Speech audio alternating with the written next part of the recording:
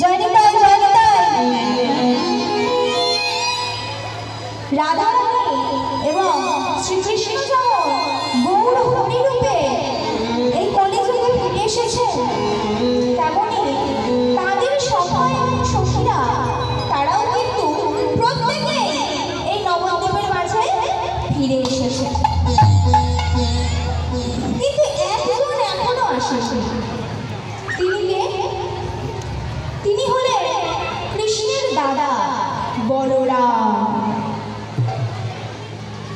বলরাম কিন্তু না এখনো পর্যন্ত কলিযুগে অবতীর্ণ হতে পারছেন না, প্রমাণ হতে পারছেন না।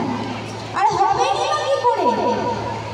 বলরাম যার অপর একটি নাম হলধর। আমার জানা আছে তো বলরামের আরেকটি নাম হলধর। তোমার হল মানে কি? আমার হল মানে কি বাবারা? হল মানে কি? হল মানে লাঙল, তাই তো? আমাকে যদি একটা লাঙল চাপিয়ে দেওয়া হয়, আমি সেই লাঙল টানতে পারবো? আমার শরীরে সেই ক্ষমতা আছে? না। তাহলে মা এই জগৎ সংসারের হালটা যে ধরে আছে, তিনি তাহলে কত শক্তি ধরে, আর সেই শক্তিকে গর্ভে ধারণ করবে এমন মা কলিযুগে নাই। তাই নিত্যানন্দ প্রভু আমার অবতীর্ণ হতে পারছে না। এখন মা আমাকে যদি 100 কিলো বস্তা চাল আমার পিঠে চাপিয়ে দেওয়া হয়, আমি বইতে পারবো? বইতে পারবো না। 100টা থেকে 50 করে দিন, আপনি একটা নিয়ে চলে যাবেন, আমি একটা নিয়ে চলে যাবো, তাই তো?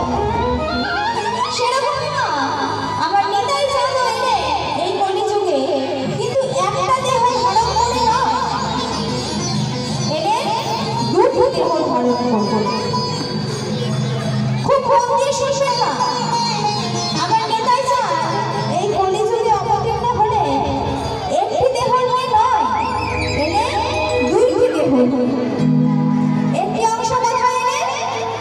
একটি অংশ এলে নবদ্বীপের মাঝে, যিনি আমার গৌর হরির দাদা, আমার গৌর হরির আগে এসেছেন তিনি। দাদা বিশ্বরূপ রূপে এসেছেন। আরেকটি অংশ কোথায় এলে?